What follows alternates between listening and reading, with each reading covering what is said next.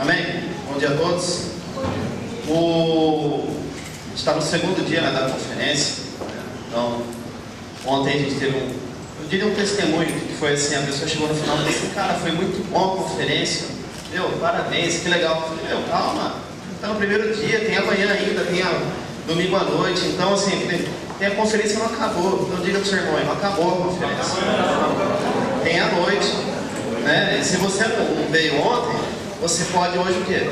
Se entregar aqui e falar assim, meu, vou tentar entender o que o cara está falando. Vou prestar atenção para não passar desapercebido o evento.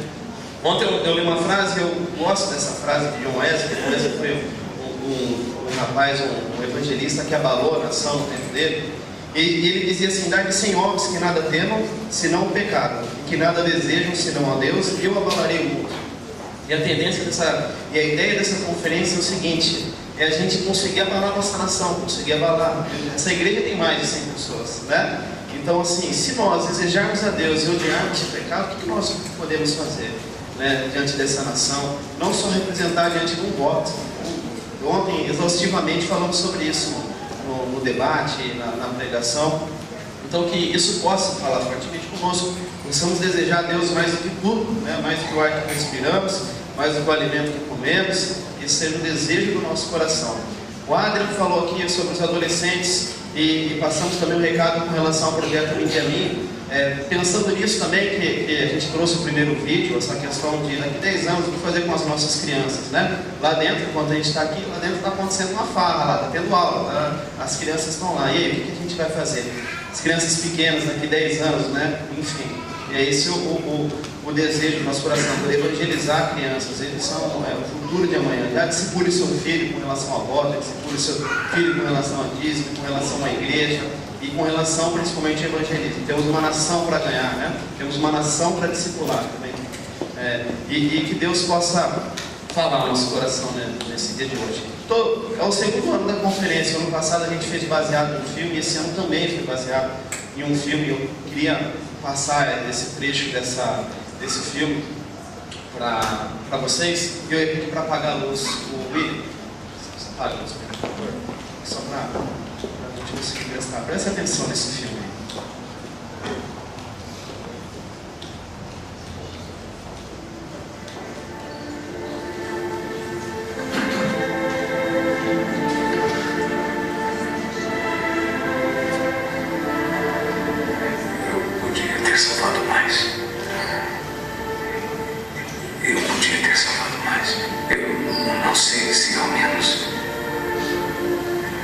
Oscar, aqui estão 1.100 pessoas que estão vivas por sua causa. Olhe para elas. Se eu tivesse guardado mais dinheiro. Eu joguei tanto dinheiro fora. Você não tem ideia. Se ao menos... Haverá outras gerações por causa do que o senhor fez. Não fiz o suficiente. O senhor fez muito.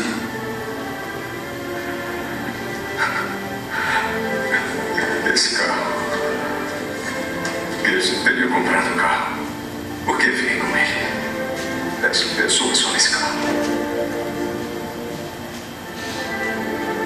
10 pessoas. 10 pessoas a mais. E isto, 2 pessoas. É de ouro. Mais 2 pessoas. Eu teria conseguido duas pessoas. Uma a mais, pelo menos.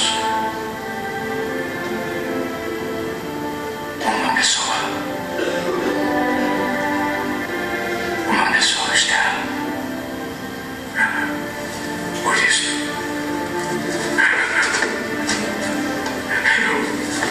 Eu podia ter salvado mais uma pessoa e não salvei.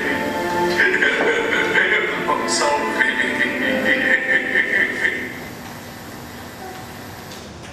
Amém. Esse filme é Lista de Schindler, né? Ele é um rapaz que foi responsável marcou a geração dele, foi responsável por salvar diversos judeus. E é legal nesse vídeo que o discurso dele final é assim: eu poderia ter vendido o anel, eu poderia ter vendido o meu carro, quantas pessoas a mais eu poderia ter salvado? E ele chora dizendo: eu poderia ter salvado uma vida, né? Que esse seja o nosso discurso como cristão, né? Poderia ter salvado uma vida, né? Antes de morrer. Que Deus vai falar de nós, né? Poderia ter salvado uma vida. Então, a gente tem vivido vidas assim tão cheias de si, né? Tão olhado para dentro, que nossos olhos possam começar a se voltar para o mundo ao nosso redor. Queria chamar o Fabiano, que vai estar trazendo a palavra de hoje, né? Ele já falou à tarde, ontem. E melhor você se apresentar. Você conhece mais de si do que eu. Tá bom? Vamos dar uma recepção só ao Fabiano, vamos estender a mão para orar pela vida dele. Nada mais agradável do que orar pela vida de uma pessoa. Isso acho que é a melhor forma de recepcionar. Bom, Senhor, em nome de Jesus, queremos colocar diante de Ti, Senhor, a vida do Fabiano, Senhor, que Senhor possa iluminar a mente dele, Senhor, o coração agora, Senhor, da ousadia, Ele trazer a Tua palavra.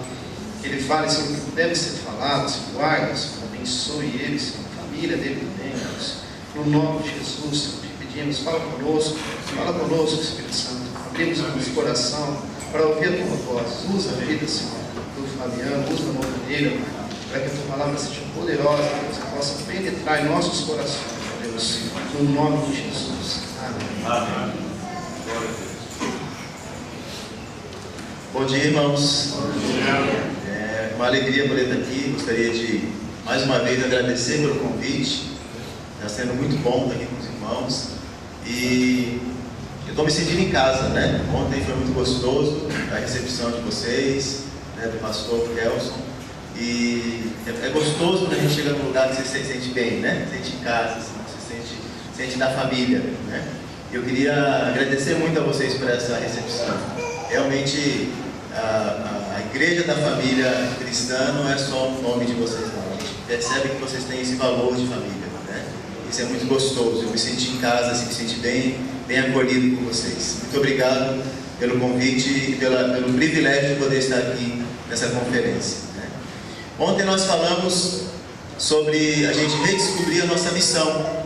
E a gente foi relembrando aqui um pouquinho. Muitas coisas nem foram novidades, amém? A gente apenas relembrou aquilo que Jesus nos disse. E a gente entendeu ontem que Deus tem um sonho para a humanidade. Que esse sonho envolve tanto alcançar indivíduos, pessoas, uma vida, como também a discipular uma nação. Que nós somos chamados tanto a alcançar indivíduos, como também a influenciar e transformar a nossa cultura, a nossa nação. E hoje, nessa manhã, eu gostaria que a gente pudesse estar meditando um pouco mais sobre isso, aprofundando um pouco mais esse tema, né, sobre como discipular uma nação. Quando a gente fala de uma pessoa, um indivíduo, nós até entendemos como alcançar uma pessoa, como apresentar Jesus para ela, proclamar, né, o Evangelho para ela, e como quando ela chega na igreja a gente discipular essa pessoa, batismo, né, o caminhar cristão, o discipulado, ensinar ela os primeiros passos da vida cristã, né? A gente entende o que é discipular uma pessoa, gerar nela o caráter de Cristo, né? Ajudá-la a caminhar na vida cristã, dar os primeiros passos. Mas o que significa discipular uma nação? O que significa alcançar uma nação? Nós vimos ontem que Jesus nos deixou a grande comissão, a tarefa para a gente realizar, e que ela envolve a gente ir por todo mundo e pregar o Evangelho a toda criatura, cada pessoa na face da terra tem o direito e precisa ouvir do Evangelho, da salvação. Mas também nos disse para a gente ir e fazer discípulos, né? Discipular as nações, como a gente viu no original no grego. Vão e discipulem as nações, ensinando-as a guardar tudo que vos tem ordenado. E aí a gente entendeu que a abrangência da nossa missão, além de ganhar pessoas um a um, também envolve a gente estar discipulando toda uma nação. E a gente viu aquela frase ontem do Darren Miller que ele fala: se a igreja não discipula a nação discipula a igreja. Se nós não somos sal, não somos luz, nós não influenciamos a nação fatalmente vai nos influenciar. Não tem zona neutra. Não existe neutralidade. Ou nós influenciamos ou somos influenciados, né? Então, o Senhor está nos convidando e nos chamando para isso, para a gente discipular a nossa nação. E eu acho muito interessante, assim, muito providencial de Deus, a gente está falando desse tema, como discipular uma nação, praticamente aí às vésperas de uma eleição geral aqui no Brasil, né? Que faz a gente pensar sobre o nosso papel como cristãos, na nossa nação, no nosso país. E vamos orar então mais uma vez? Eu queria que você fechasse seus olhos e a gente orasse sobre isso. Eu não tenho nenhuma resposta pronta para apresentar para você, né? O que nós temos aqui é o Espírito Santo. É a promessa de Jesus que falou que eu vos enviarei o Consolador, o Espírito Santo, companheiro que estará com vocês, habitará em vocês, e ele vos ensinará todas as coisas e vos lembrará do que vos tenho falado, do que vos tenho dito. Então, peça agora ao Espírito Santo para que ele possa trazer respostas para você, para que ele possa nos ensinar. Cada um aqui na sua área de influência, cada um no seu chamado, cada um na sua história, na sua caminhada, na sua identidade. Peça ao Espírito Santo. O Espírito Santo vem nessa manhã sobre nós. Vem sobre cada um de nós nessa manhã. Nos ensina, Espírito Santo. Obrigado pela tua presença aqui no nosso meio. Obrigado porque tu habitas no nosso meio. Obrigado porque tu estás em nós. E nós podemos ouvir a tua voz. E tu falas conosco. Então nos ensina, Senhor, nessa manhã. Traga a tua sabedoria. Traga a tua revelação. Traga a tua verdade sobre nós, Senhor. Só o Senhor tem palavras de vida eterna. Só o Senhor tem palavras que são espírito e vida. Então vem, Espírito Santo, assim como tu vieste e sobraste sobre aquele vale de ossos secos, e trouxeste carne, tendões, pele, e levantaste um grande exército. Vem sobre nós também, Espírito Santo, sopra sobre nossas vidas, sopra sobre nossa fragilidade, sobre nossas fraquezas, sobre nossa humanidade, sopra sobre nossos medos, e faz de nós um grande exército do Senhor. Sopra a tua vida, Espírito Santo, sobre nós. Queremos ser um exército de pessoas vivas para o Senhor. Como o Diego falou aqui, pessoas que não temem nada no seu pecado e que não desejem nada a não ser a Deus, para que a gente possa transformar a nossa nação. Precisamos de Ti, Espírito Santo. Venha, sopra, nos enche, nos faz ser cristãos cheios de Ti, cheios do Teu fruto, cheios dos Teus dons, com o caráter de Cristo em nós, para que a gente possa ir para as nações e discipular as nações, que a gente faz de nós discípulos verdadeiros de Jesus, para que possamos aí sim então discipular a nossa nação. Vem e nos ensina nessa manhã, Espírito Santo, no nome de Jesus. Amém? Amém. Quando a gente fala sobre discipular a nossa nação, influenciar a nação, eu não sei para você, mas já vem aquele desafio, né? Nossa, a tarefa é muito grande.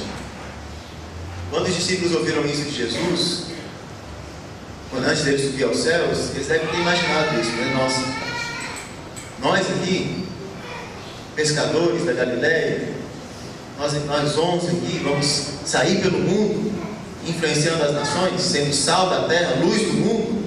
Como assim? Então essa tarefa parece enorme, mas eu queria que a gente olhasse que antes de Jesus nos dar essa tarefa, Ele fala uma coisa muito importante, que é a base de tudo. E vamos dar uma olhadinha nisso então. A nossa base é o que Jesus afirmou antes de nos dar o ID. Ele falou: toda autoridade me foi dada nos céus e na terra, portanto, vão. Vamos repetir isso junto? Toda autoridade me foi dada no céu e na terra, portanto, vão. A nossa base são nossas boas ideias, são nossos planejamentos estratégicos, são nossas ferramentas, é nossa tecnologia, é nossos dons, habilidades. Qual é a nossa base para discipular as nações? É a autoridade de Jesus. Amém? Amém. Ele morreu na cruz e ressuscitou e venceu a morte, venceu o inferno, venceu o mal. Ele falou: eu venci o mundo e vós vencereis também. Eis que vos dou autoridade para pisar serpentes e escorpiões. Ele fala toda autoridade, não é alguma autoridade. Toda autoridade me foi dada nos céus e na terra. Nós podemos ir influenciar a nação? Claro que podemos, porque Jesus tem autoridade sobre tudo. Nosso Jesus é um Jesus supremo. Ele tem autoridade sobre nossa vida espiritual, mas também tem autoridade sobre nossa família, sobre governo, sobre finanças, sobre educação, sobre as artes, sobre os esportes. Ele tem autoridade sobre todos os assuntos na face da terra. Jesus é a autoridade máxima. Deus é o Criador. Ele tem autoridade sobre a ciência, sobre todas as áreas do conhecimento humano, sobre todas as áreas da sociedade humana. Então, ele tem autoridade sobre todas as nações, sobre todas as culturas, sobre todos os povos, sobre todas as religiões. Não existe fronteira fechada para Jesus. Amém. Ele é o dono de tudo, ele criou tudo, ele tem direito sobre tudo, ele é Senhor. Amém? Amém. O senhorio de Cristo sobre todos os assuntos na face da terra. Ele criou essa terra e ele quer de volta essa terra para ele, com tudo que ela tem. Está lá em Colossenses 1, 19 e 20. Porque Deus estava em Cristo reconciliando consigo mesmo todas as coisas, tanto as do céu como as da terra. Ele quer tudo de volta. E é por isso que Ele nos convida a nós trazermos essas coisas de volta para o Senhor. É aí que está a nossa missão. É aí que está o seu trabalho. É aí que está o seu chamado, a sua vocação. Para saber a sua vocação é muito simples. Basta você começar a perguntar para Deus e para o Espírito Santo: Senhor, que parte da criação Tu queres que eu traga de volta para Ti? Que parte da criação Tu queres que eu resgate do Senhor?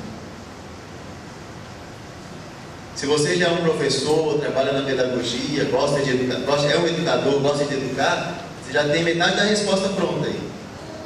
Que área da sociedade o Senhor quer que eu traga de volta para Ele? Você é um homem de negócios, um administrador, alguém que tem facilidade de gerar recursos, de administrar, de produzir riqueza?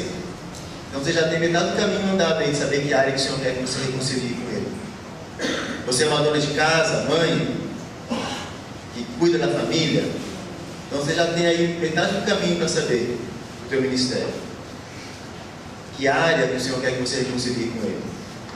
Família. Você é um pastor, tem um chamado pastoral, tem um ministério pastoral. Então você já tem metade do caminho para saber qual é a sua área aqui, ó. O seu ministério é a igreja, é pastorear o povo do Senhor.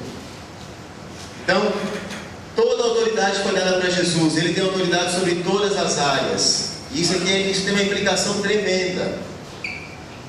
Eu tenho dois filhos, né? Um de 9 e de 8 anos. E eu preciso educar essas crianças. A gente viu no vídeo ali, né? Nós temos a responsabilidade dos pais de formar um novo ser humano. Mas quem criou o ser humano não foi Deus? Eu vou para o Senhor e pergunto: Deus, como é que eu tenho que educar meu filho? E cada filho é diferente, né? Cada criança é diferente uma da outra. Não dá para você ter não tem uma apostila, né? Não tem uma cartilha para dizer faz isso, não faz isso. Cada filho é diferente. Cada ser humano é único, né? Tem um traço único, é feito à imagem de Deus. Então, para cada situação eu tenho que parar e dizer: Deus, como é que eu vou agir com meu filho nessa situação? Como que eu vou ensinar meu filho sobre isso? Como que eu vou tirar isso do meu filho? Como que eu vou educar ele nisso? Como que eu lido com essa situação? Tenho que buscar a graça do Senhor e a sabedoria. E nós temos o Espírito Santo que nos ensina todas as coisas. O Senhor tem autoridade sobre todo o assunto. Você não tem que viver sua vida sozinho, nem resolver nada sozinho, nem fazer seu ministério sozinho. Aliás, eu descobri que o Senhor não envia a gente sozinho, Ele vai junto conosco. Ministério não é você trabalhar para Deus, é você trabalhar com Deus. Tem gente que tem essa crise, né, pastor? Assim, eu conheço, porque eu trabalho também com pastoreio de pastores, e tem essa crise assim, o pastor, né? Eu tenho que me dedicar tanto ao ministério que eu não tenho tempo de orar. Não consigo buscar o Senhor, né? Eu trabalho tanto que não consigo buscar Deus. Fica naquela competição: ou eu trabalho, ou eu tenho vida de oração. Parece que uma coisa compete com a outra. Eu descobri que não é verdade isso. Porque se você trabalha com Deus, você puxa Deus para o seu trabalho. O seu trabalho vai demandar oração. Quando o pastor vai aconselhar alguém, ele não vai chegar lá com manual de aconselhamento cristão. Por mais que a gente tenha bons manuais, ele tem que ouvir a pessoa e dizer: deixa eu buscar o Espírito Santo. O que tu queres que eu oriente essa pessoa? O Porque cada pessoa é única, cada história é única. Então assim, a gente tem que começar a redescobrir essa beleza de fazer as coisas com Deus e de usufruir dessa autoridade que o Senhor tem, da sabedoria que Ele tem para todas as áreas, do conhecimento da onisciência de Deus. Deus sabe de todos os problemas que existem, científicos, de engenharia, de pedagogia. Ele sabe qual é a melhor maneira de uma pessoa aprender. Ele sabe como ajudar a resolver situações traumáticas da vida de alguém. Ele é o maior psicólogo que existe. Ele criou a psique humana. E ele sabe dos efeitos que a queda, que o pecado causou na psique humana. Então ele vai te ajudar a chegar no coração humano. Então Jesus tem toda a autoridade. Então a base para a gente ir e discipular as nações é a autoridade de Jesus. Então ontem alguém perguntou: a igreja deve se envolver com política ou tem que deixar para os profissionais? A igreja tem que se envolver com o negócio, os cristãos, não a igreja, os cristãos têm que se envolver? É lógico que tem, com todos os assuntos da sociedade. Os cristãos têm que estar envolvidos, porque toda a autoridade pertence a Jesus, e Ele nos manda: vão por todas as nações, por todas as áreas da sociedade, a todas as pessoas. Eu quero tudo. Presta atenção na sua Bíblia quando você começar a ler os Evangelhos e as Epístolas e as cartas do Novo Testamento. Presta atenção na palavra tudo, todos. É uma das palavras que mais aparece no Novo Testamento. Deus não quer que ninguém se perca, mas que todos sejam salvos. Ele amou o mundo de tal maneira que deu seu Filho único para que ninguém pereça. Paulo fala que todos pecaram, todos carecem da glória de Deus, todos são salvos mediante a fé. Deus quer que todos nós chegamos à plenitude da estatura de varão perfeito. Amém. Ele está reconciliando todas as coisas. Lá em Apocalipse fala que diante do trono do Senhor naquele dia haverá pessoas de todas as tribos, todos os povos, de todas as etnias, adorando o Senhor. Deus quer tudo, porque Ele tem autoridade sobre tudo. Por isso, essa é a nossa base. A gente vai baseado na autoridade de Jesus, né? Por isso é que Ele nos manda ir. E aí a pergunta, então: como que a gente pode discipular uma nação? Em 1975, Loren Cunningham, fundador da Jocum, e Bill Bright, que foi fundador da Cruzada Estudantil Profissional para Cristo, que fez o filme Jesus, que a gente conhece, esses dois homens, esses dois líderes de missões, estavam orando separadamente, procurando entender, na década de 70, como que nós podemos ganhar uma nação para Cristo. E aí Loren estava no retiro e Deus trouxe para ele uma visão. Se você quer alcançar uma nação, se você quer discipular uma nação, você precisa alcançar as áreas de influência dessa nação. E deu para Loren uma visão de 7 áreas. E aí, quando Loren estava saindo desse tempo, desse retiro, Bill Bright, que é o fundador da Cruzada Estudantil, ligou para ele e falou: Loren, eu estou aqui perto de você, vamos nos encontrar, eu preciso compartilhar uma coisa contigo. O Loren falou sim. Aí os dois se encontraram, sentaram, e aí o Bill Bright puxou o papel: olha aqui, eu quero te mostrar uma coisa que Deus me deu. E aí mostrou as mesmas áreas que Deus tinha dado para o Loren. E o Loren também puxou o papel: está aqui no meu caderno também. Os dois sentaram e começaram a compartilhar. E esses líderes de missões começaram a entender que se nós queremos ganhar uma nação, nós precisamos alcançar as 7 áreas de influência da sociedade. A partir daí, Jocum, os Jovens com uma Missão, e a Cruzada começaram a desenvolver ministérios apontando para essas áreas. Então a Cruzada foi alcançar os universitários, nas áreas de influência lá na universidade. Então teve um ministério forte. Depois surgiu a APU e tal. A Jocum criou uma universidade das nações, onde tem faculdade para as 7 áreas, e onde os missionários da Jocum são formados para alcançar as áreas. Por isso que a Jocum você vai ter o Lucas trabalhando com cinema, você tem ministério com família, você tem um ministério com comunicação, você vai ter ministérios lá na Índia e no Oriente, na China, com negócios. Tem plantação de igreja. A Jocum tem uma diversidade de ministérios, assim, não porque a gente, porque Jocum é criativo, porque a gente tem algo de melhor, não. Mas por causa dessa visão de 7 áreas, de discipular a nação. fazer missões e a gente continua pregando e alcançando indivíduos, mas também a gente quer influenciar a nação pelas áreas de influência. Se a gente quer ganhar uma nação para Cristo, um povo para Cristo, nós temos que entrar nas 7 áreas de influência. E aí eu queria que a gente olhasse então um pouquinho essas 7 áreas. Eu vi o material do irmão que me presentearam ontem, fala dos 7 montes. É a mesma coisa, né? O material dos 7 montes também, né? O pessoal fala 7 montes, 7 áreas. É a mesma, é o mesmo material, a mesma revelação de Deus trazendo para a igreja de diversas formas, do corpo de Cristo, né? Que reúne a sabedoria do Senhor.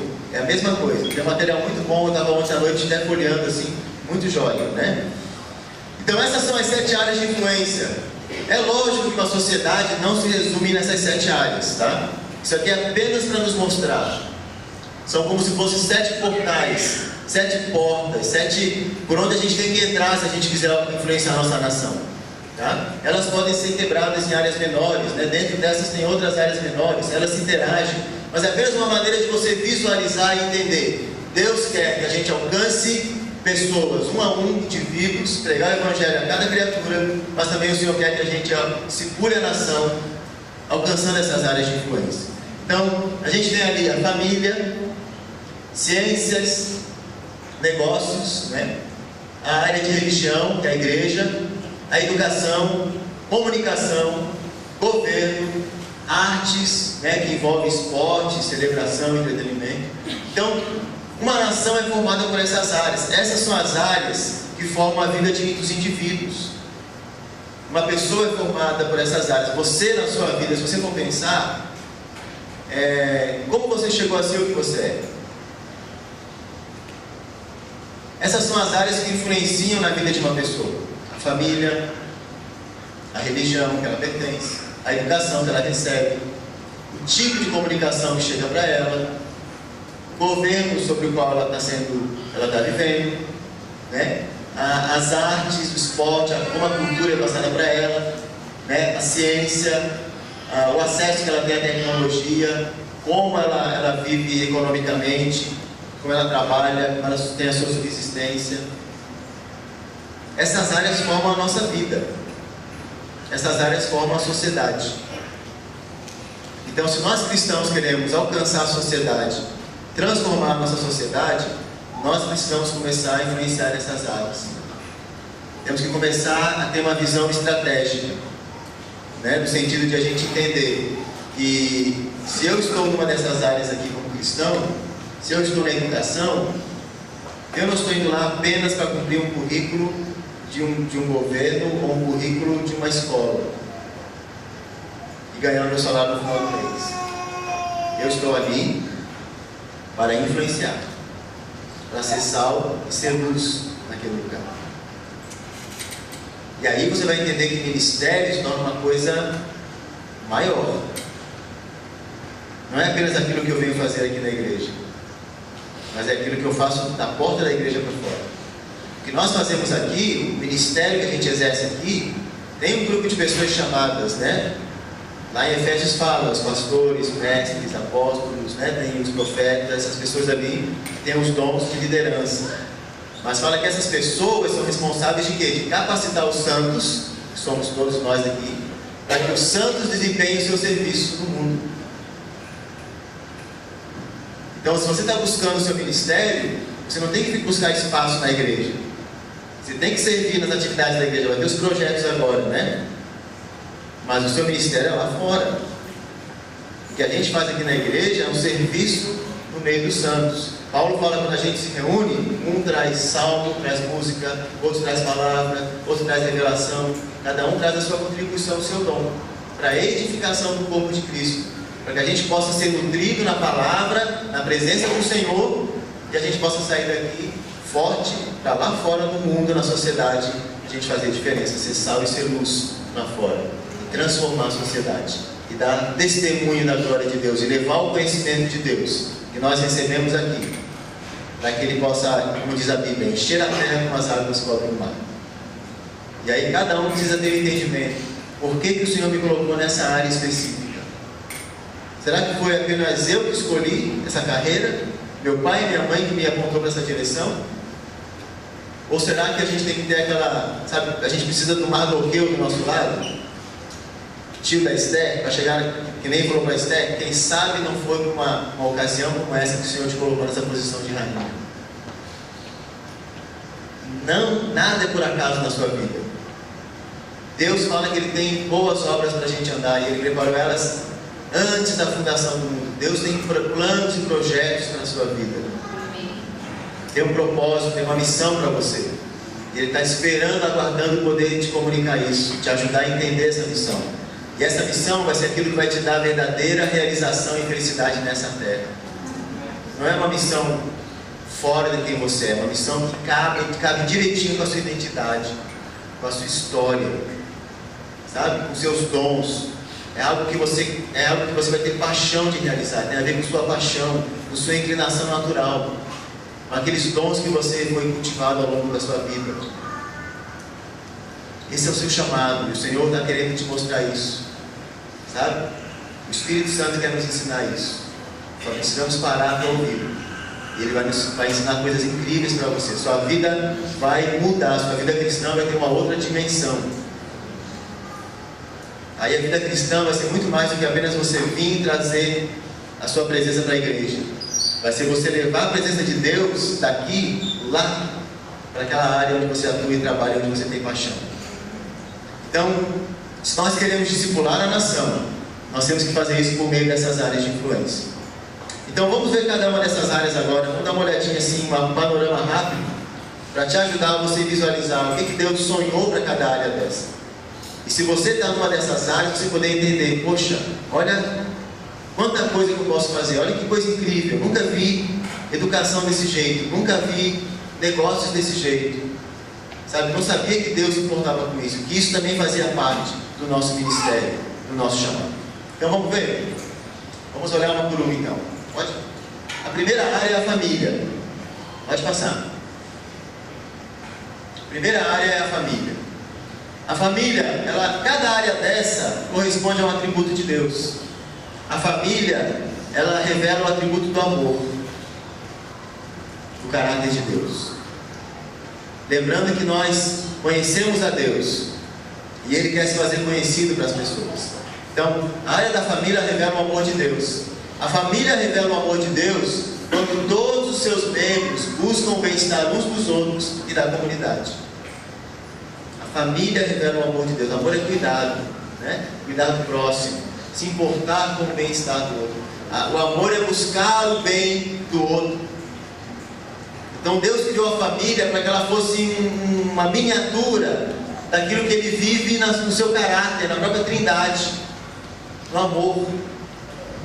O ambiente onde a pessoa pode crescer, né? Onde ela pode ser cuidada, né? Onde um cuida dos outros, né? Os pais cuidam dos filhos, o esposo cuida da esposa, a esposa cuida do marido, ambos cuidam dos filhos, ambos cuidam dos seus idosos. Eu achei fantástico o projeto de vocês com os idosos. Acho que é a primeira igreja que eu vejo que tem um projeto para idosos. Geralmente as igrejas têm projeto para crianças, para jovem, tem isso, tem aquilo, tem para dependente químico. Primeira vez que eu vejo uma igreja que tem um projeto para idosos. Isso é fantástico. Porque nós estamos nos tornando uma nação idosa no Brasil, sabia? Nós passamos já do pico de crescimento da juventude e a gente agora está entrando num declínio, demograficamente falando. Em 2050 teremos muitos idosos. Inclusive alguns de nós aqui, né? Então nós precisamos, a igreja tem um papel importante de educar as pessoas. Porque o que a gente está vendo por aí, eu estava vendo uma notícia ontem na internet. Um casal de idoso lá da Suécia, da Bélgica, decide morrer juntos, decide cometer suicídio não, né? Eutanásia juntos. Eles são saudáveis, não tem nenhuma enfermidade, estão bem, os dois têm 83 anos, 82, 83, mas eles decidiram cometer eutanásia por injeção letal. Lá na Bélgica é permitido. E aí eles explicando por quê, eles falam que eles têm medo de ficar sozinho. Se um morrer, o outro vai ficar sozinho. E temos medo da velhice, medo de que vai vir, da solidão, né? Então eles decidiram fazer outra. Isso é terrível. E aí o filho dizendo assim, não, a família apoiou, porque se um deles morrer, nós não vamos ter tempo de ficar aqui todo dia com eles. Então acho que é a coisa melhor a ser feita mesmo. E eles vão morrer em paz e tal. Isso é uma falência de uma sociedade, onde um casal de idoso tem que cometer eutanásia porque não vai ter ninguém para cuidar deles. Os filhos não vão estar nem aí para estar passando um dia com eles ou cuidando. Uma sociedade que não cuida dos seus idosos. Que valor que a gente está dando para a vida? Estamos dizendo o que para eles? Vocês não têm valor. São dois idosos saudáveis, mas que querem cometer eutanásia simplesmente porque têm medo da solidão da velhice. A família, a igreja tem que se levantar contra isso. Uma igreja que tem um projeto com idosos, uma igreja que nós temos que começar a educar a sociedade brasileira. E agora, educar nossos filhos, nossos jovens, a cuidar dos idosos, porque daqui em 2050 a gente vai ter uma crise no Brasil de idoso. Porque nós não somos uma nação que valoriza os velhos, os idosos. A gente valoriza a gurizada, a juventude, a festa, né? O futebol, o carnaval. Nós não somos uma nação educada, conscientizada para valorizar o idoso, a contribuição dele, a sabedoria que ele carrega, a história de vida que ele tem. E a igreja pode ter um papel importantíssimo nisso, né? E vocês pensam, eu quero encorajar vocês a manter esse ministério mesmo, sabe? A ampliar, sabe? A defender o direito do idoso, sabe? A lutar mesmo pelo idoso e dizer, não, nós, a igreja vai estar aqui, ó, vamos cuidar de você. Aliás, desculpa, uma outra igreja que eu conheci no Rio de Janeiro lá, a PIB de Belfort Roxo, tem um projeto legal com idosos, eles cuidam dos idosos. Se a pessoa ficar sozinha, viúva ou viúvo, toda vez que tem um idoso na igreja assim, que ele ficou sozinho, um diácono é obrigado a adotar aquele idoso. Obrigado não, assim, faz parte dos princípios dele de igreja. Então, aquele diácono adota o idoso, se ele não tem filhos que possam cuidar, um diácono cuida daquele idoso. Ele leva para o hospital, a igreja ajuda a comprar remédio, faz visita, está sempre ligando para ver se ele está bem em casa e tal. Eu achei fantástico, a igreja criou uma rede de cuidado dos idosos lá no Rio de Janeiro. Isso é fantástico, família faz isso. Nós fazemos isso com nossas crianças. Então, a família é uma área importantíssima para a gente estar cuidando. É uma área fortíssima de influência hoje. E ela está sendo atacada. Muito atacada. A gente está passando por um momento de redefinição do que é família. E nós não podemos agora fugir do combate, não, porque temos medo de ativistas ou medo de opiniões contrárias. A igreja tem que entrar na arena do debate, sim. Porque a gente vive uma sociedade democrática, onde nós podemos falar. Temos que abrir a nossa voz profética. Amém, gente? Amém. Então, família, né? Quantas pessoas são chamadas para agir na família? Se você já é pai e mãe, você não precisa nem de um chamado especial, você já está na família. Você já tem um papel importantíssimo com seus filhos. Você que é avô. E família não é só eu e meus filhos. É o clã, né? São meus irmãos, são meus sobrinhos. Essa rede familiar tem se diluído cada vez mais na sociedade de hoje. Qual foi a última vez que você se importou com seus sobrinhos? Eles estão crescendo, né? Os avós com os netos. O avô tem um papel importante com os netos. E ainda continua tendo com os filhos adultos. O filho adulto precisa da sabedoria, da presença do avô, né? Os casais, marido e mulher, sabe? Como é que estão os nossos casamentos? Quem está cuidando dos casais? Você tem procurado aconselhamento no seu casamento? Tem feito cursos de casais? Participado dos encontros? Tem buscado orientação? Sabe? Então, a família é uma área importante, né, para a gente poder alcançar e circular. A igreja, eu acho que tem feito um trabalho bom na família. A gente tem ministérios bons de casais, né? Acho que é uma área que a igreja tem, acho que de todas as áreas é que a igreja mais tem conseguido ser efetiva. Mas a gente pode mais ainda, né? Vamos lá, passa a segunda. Governo. A gente falou bastante de política ontem, né? O governo revela o atributo de Deus de justiça. O governo revela o atributo de Deus de justiça. E ele revela esse atributo quando as suas leis promovem com equidade dar a cada um o que se merece, de acordo com suas ações. Governo justo. Quando as suas leis são justas. O governo deve refletir a justiça de Deus. E a justiça de Deus é a equidade. Dar a cada um o que é preciso. A quem cometeu crime tem que ter punição. Mas a quem está passando necessidade, tem que ser dada assistência. Né? A quem trabalhou tem que ter direito. Então, leis que garantam esses direitos, essa equidade de justiça, que cada um consiga receber aquilo que realmente é o que direito merece. Isso é a justiça bíblica. Então, nós precisamos trabalhar. Tem muita coisa para ser feita na área de governo, e aí envolve a área de justiça também, a área de leis. Estamos aí nas vésperas da eleição. Lá em Deuteronômio 1, quando Moisés está relembrando com o povo, ele fala: vocês lembram como eu falei para o Senhor que eu sozinho não podia governar vocês? Era pesado demais para mim.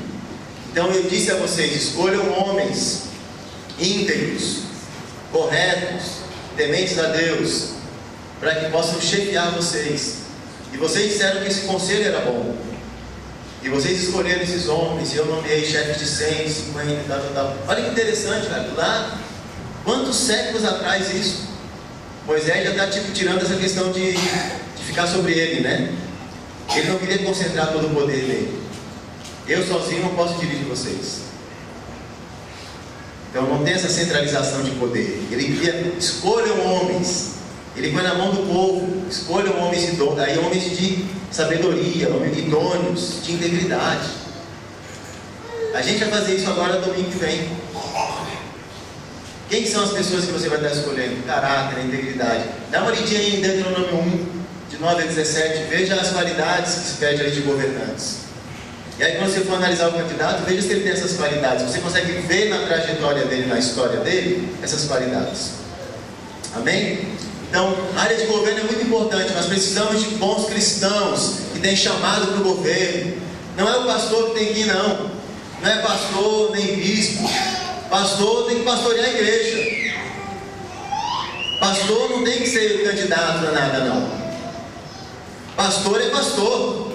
Amém, gente? Amém. Se ele tem um chamado pastoral, vai pastorear a igreja. Agora, pode ser que o irmão José tem um chamado para governo. Aí o pastor tem que pastorear o irmão José, ajudar o irmão José a ser íntegro, representar bem, sabe, como cristão lá na política, orar junto com ele, caminhar, discipular, fazer estudo na palavra, estudar a Bíblia, que a Bíblia fala sobre governo, para que esse seu José que tem um chamado possa fazer diferença lá. O pastor tem que educar a igreja, né, sobre essas coisas. Mas o pastor não é para ser político. Mas nós temos que ser os membros. Onde vai se levantar os membros? Que vão, os juristas, que vão fazer leis, advogados, aqueles que vão participar de comissões, que gostam de sentar e discutir, seja num condomínio, seja numa associação de pais e professores, seja numa associação de bairro, seja no orçamento do município. Cadê os cristãos que vão se levantar? Que tem um dom de liderança, que tem um dom de influência, que podem estar lá e sabem dialogar, e sabem conversar, e defender, e ser voz profética lá. Nós precisamos desses homens e mulheres, né? O governo é muito importante. Pode passar. Educação revela o atributo de sabedoria de Deus quando ensina a aplicar o conhecimento em todas as áreas da vida para promover o bem. A educação revela a sabedoria de Deus. A educação, ela tem que estar a serviço das pessoas, de ajudar as pessoas a desenvolver em todas as áreas da vida. Desenvolvimento integral, potencial do ser humano.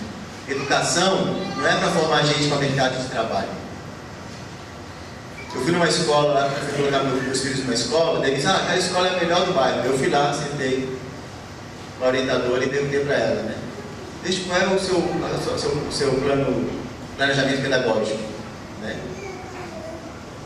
Daí a professora falou assim: peraí que eu vou chamar a orientadora que ele sabe explicar melhor. Eu falei: você não sabe não? Você que é professora? Todo mundo, até a faxineira, tem que saber qual é o planejamento pedagógico da escola, onde a escola quer chegar. Se você é professor e não sabe, você já me deixa com o pé atrás da sua escola. Ela me olhou assim: não, eu vou te levar lá para você conversar com a orientadora então. Eu sentei com a orientadora.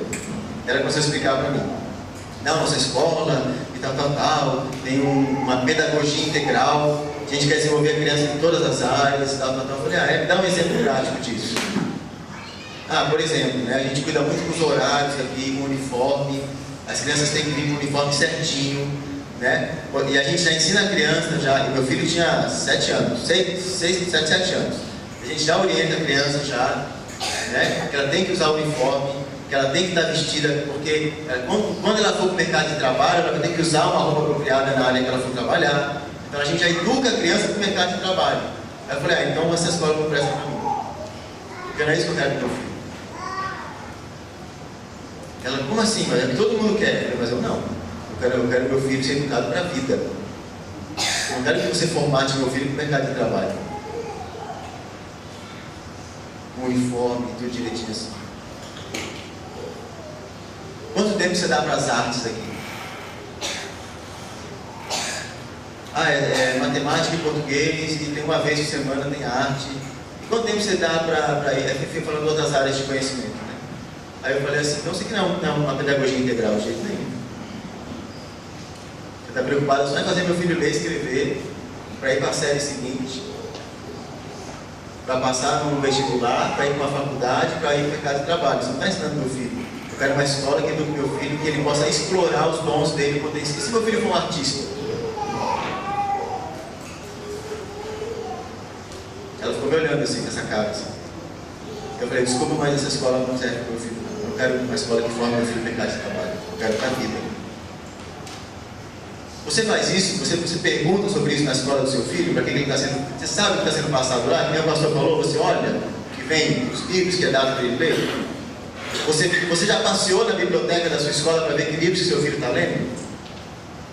Não só o seu filho, mas os outros filhos.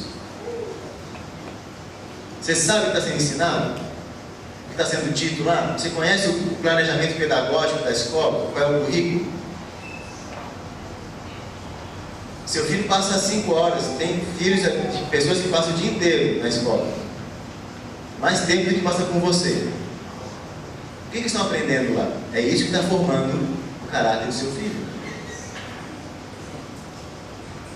Então, a educação é muito importante. Os professores, as pessoas que são chamadas aqui para a educação, tem que começar. Uma vez eu tive um rapaz no retiro, eu perguntei assim, qual é o seu ministério?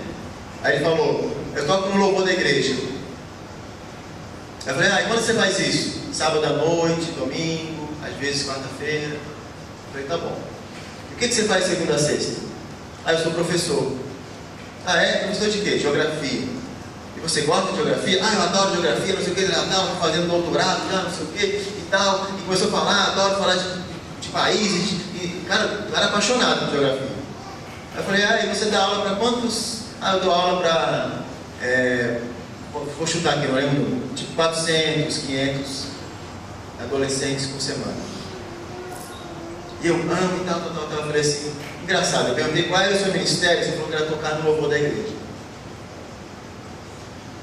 Quando eu perguntei o que você fazia para viver, você falou que era dar aula de geografia. Eu falei, meu amigo, o que você faz sábado e domingo na igreja é o seu serviço para os santos, a edificação do corpo. O seu ministério é o que você faz de segunda a sexta. Você está todos os dias diante de 400 adolescentes, falando para eles, explicando para eles como é o mundo que eles vivem, ensinando geografia. Isso é ministério. Olha o poder de influência que você tem nas mãos. Eu, no seu lugar, eu pegaria meu plano de aula. Sabe como é que eu fazia meu devocional, meu tempo a sós com Deus? Eu pegaria meu plano de aula, a Bíblia, e oraria e dizer, Deus, como é que eu posso trazer as minhas verdades para esse currículo aqui? Me ajuda, Senhor, me dá sabedoria para saber como eu posso ensinar isso aqui, de modo a passar os valores do teu reino para essa gurizada. Você está diante de 400 adolescentes toda semana, todo dia. E sabe o que mais? Você ainda tem o seu sustento missionário ainda no final do mês. Você é pago para isso. Isso é o seu ministério. Acorda muito para ver onde o Senhor te colocou. Ele abriu um sorrisão assim, sabe? Acho que ele nunca tinha pensado nisso. Comece a enxergar o que você faz. É uma área de influência que o Senhor te colocou. Amém? Vamos passar aqui adiante. Ciências, ela revela o atributo de ordem e poder. né? À medida que estuda e descobre o desenho da criação, usando com sabedoria para o benefício dos povos. Então a ciência, ela não é contra Deus. Ela revela exatamente o desenho da criação, o que Deus fez e criou. Ela revela a pessoa de Deus, as maravilhas da criação de Deus, né? Os verdadeiros cientistas, que são realmente honestos, né? Eles não são preconceituosos.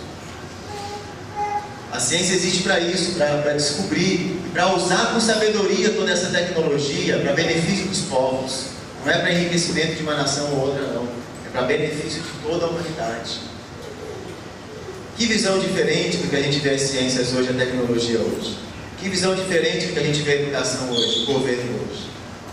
Essa é a visão de Deus. E Deus chama cada um de nós para a gente influenciar a sociedade com essa visão correta da sociedade. Vamos passar adiante. As artes revelam a beleza de Deus, trazendo descanso, recreação e refrigério da alma. Envolve entretenimento e esportes também. A arte revela a beleza de Deus. Lá na criação, em Gênesis 1, fala que quando Deus acabou de fazer tudo, ele disse que tudo era muito bom. E fala que ele no 7º dia descansou.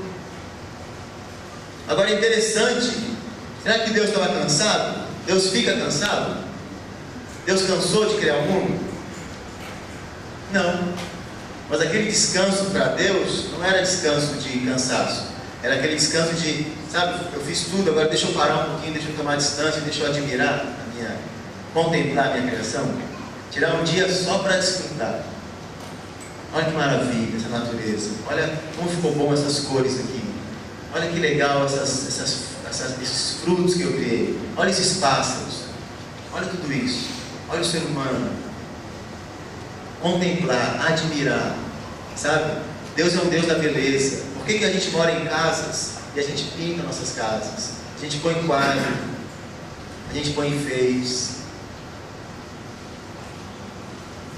Nós somos inclinados à beleza, ao belo, né? Mas a beleza segundo Deus, não essa distorção que você vê aí fora nas artes, não.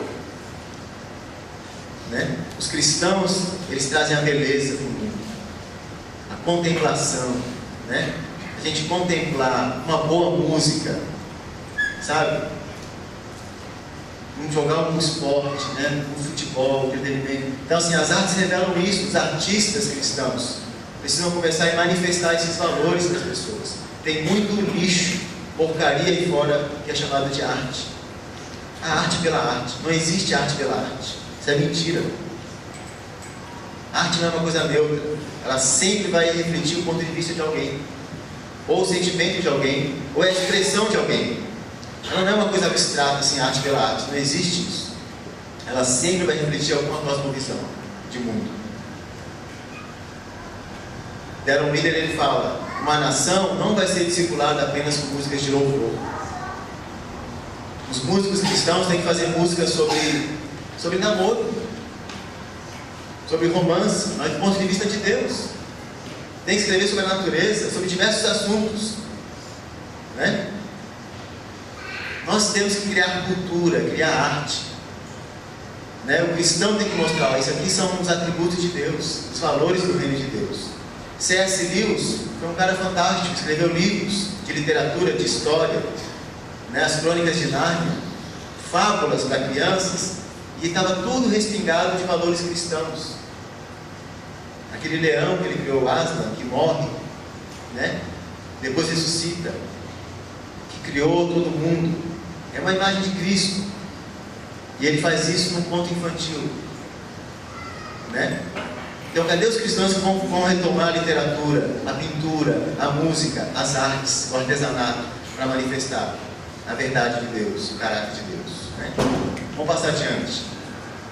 Comunicação, né? A comunicação revela a verdade de Deus quando comunica com integridade, promovendo vida e relacionamentos. A comunicação revela a verdade de Deus, ela promove vida e relacionamentos. Deus, ele quer a área da comunicação também. Os comunicadores cristãos. Se você trabalha com comunicação, você não pode fazer marketing como todo mundo faz.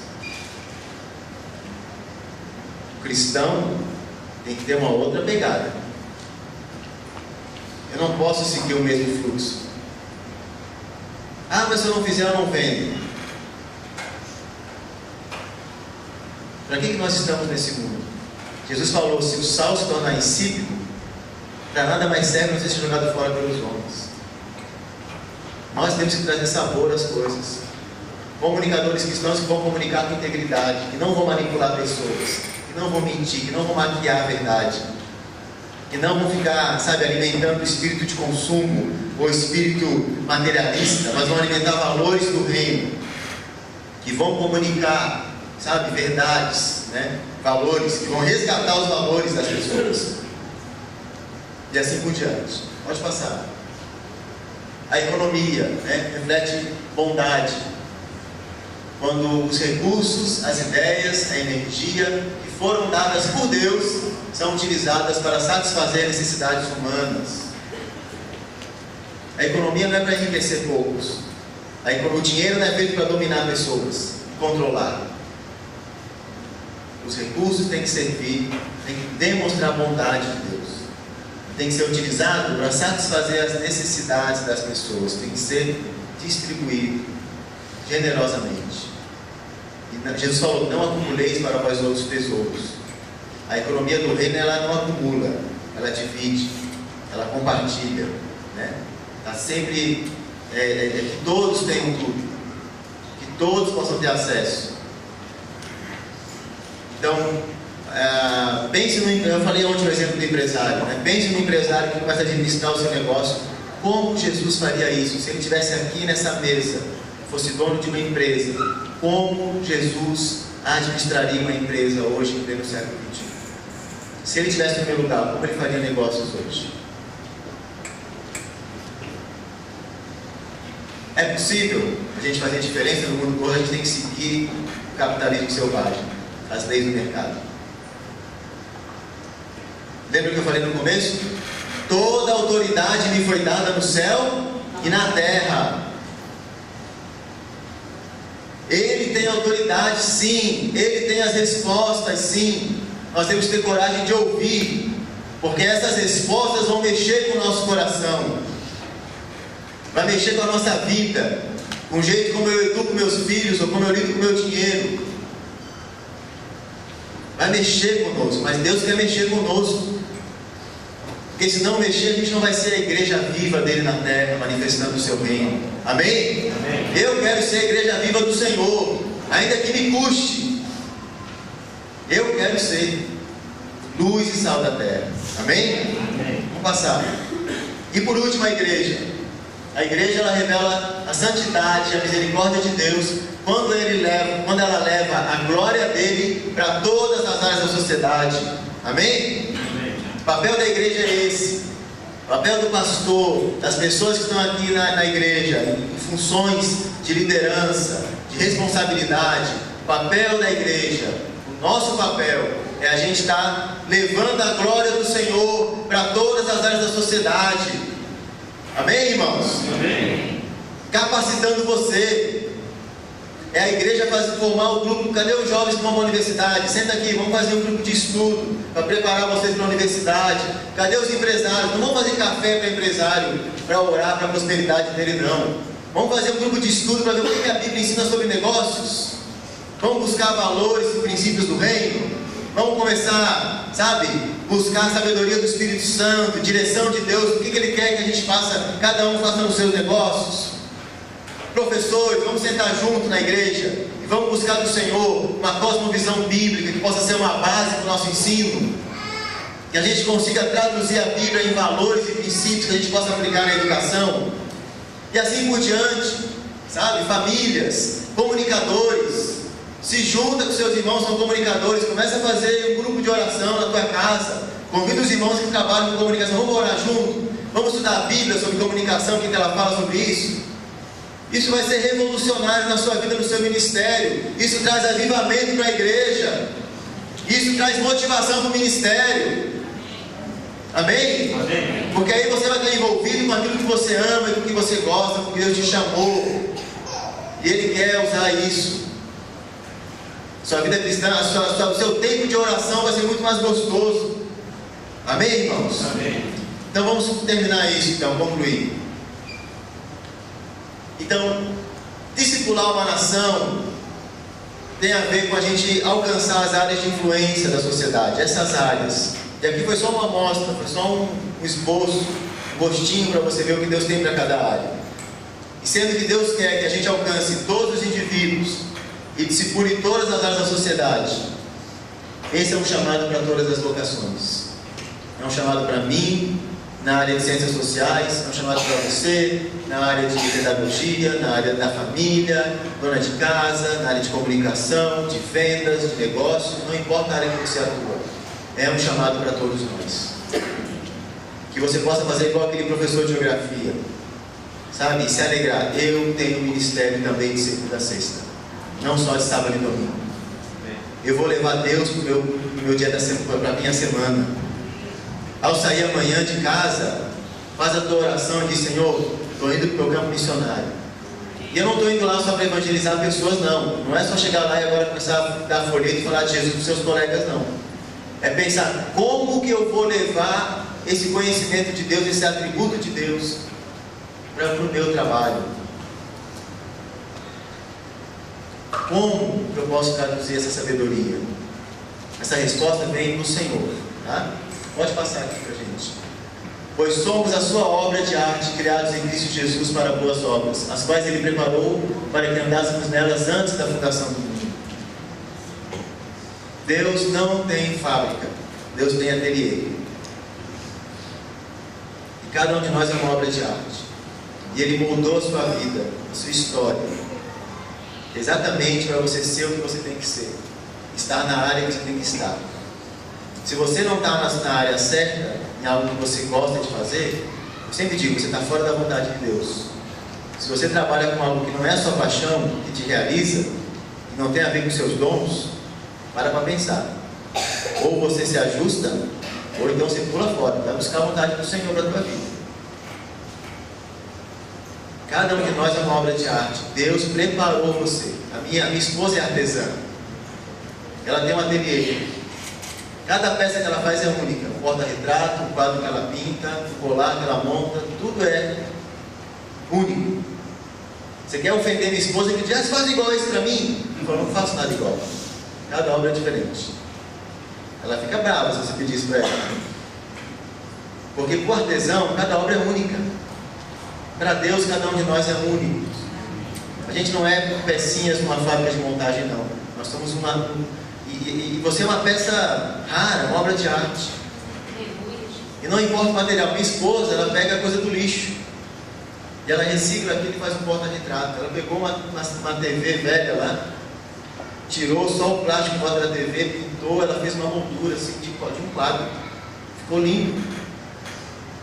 Não importa o material que você é feito, não importa de onde a tua vida veio, não importa o lixo, o pecado que muitas vezes a gente tem na nossa vida. Não importa a sua origem, no sentido de você às vezes achar que mas o meu material é tão assim, eu nem sei nada disso, nem frequentei escola, nem fiz aquilo outro. Não importa. Deus pega a sua vida, tudo que ela tem, de bom e de ruim, e Ele é um artesão, Ele transforma isso numa obra de arte. Vai embelezar o mundo. Amém? Então olha para a tua história, olha para a sua vida, para a sua vocação, e deixa Deus te usar na área que Ele quiser. E aí eu queria terminar com a palavra de Jesus lá de Mateus mesmo. Pode passar. Pode ser no final mesmo. Mas lá em Mateus 28, 20, Jesus promete assim: toda a autoridade foi dada no céu e na terra, portanto vão, discipulem as nações. E ele termina o Evangelho de Mateus dizendo o que? A última frase: e eis que estarei convosco todos os dias até a consumação dos séculos. Essa é a nossa segurança para a gente ir discipular as nações. A base é a autoridade do Senhor. O trabalho é alcançar as áreas de influência. E a nossa segurança é que Ele está conosco todo dia. Ele vai estar contigo amanhã quando você entrar no seu trabalho. Lembra disso. Jesus está comigo aqui. Quando você encarar a sala de aula, Jesus está comigo aqui diante desses alunos. Quando eu chegar na empresa, Jesus está comigo aqui. Ele vai me ensinar como influenciar essa área. Ele vai me ensinar, o Espírito Santo. E vai ser fantástico, vai ser maravilhoso. Porque a sua intimidade com Ele vai crescer. Você vai ter uma sabedoria que você nunca teve. O processo de descobrir isso é gostoso demais. Então leva o Senhor. Até para a sua hora de lazer, seu momento de diversão, leva o Senhor. Seu trabalho vai deixar de ser uma rotina chata e vai virar um ministério criativo e gostoso com Deus. Amém, irmãos? Amém. Então, que parte, né, você vai reconciliar com Deus? Amém? Eu queria só que a irmã soltasse ali o site. Eu queria só deixar esse desafio um minutinho para você. Se o Diego quiser, já pode vir aqui, já estou encerrando. Eu vou deixar uma coisa prática para vocês, tá? Uma tarefinha para vocês, e vocês podem usufruir todo mês de outubro. Vai ser já uma pitada para você, um pouquinho do que você pode fazer. Isso aqui é um dos ministérios, um dos trabalhos que nós temos como Jogo de Floripa, que é Passos de Justiça, tá?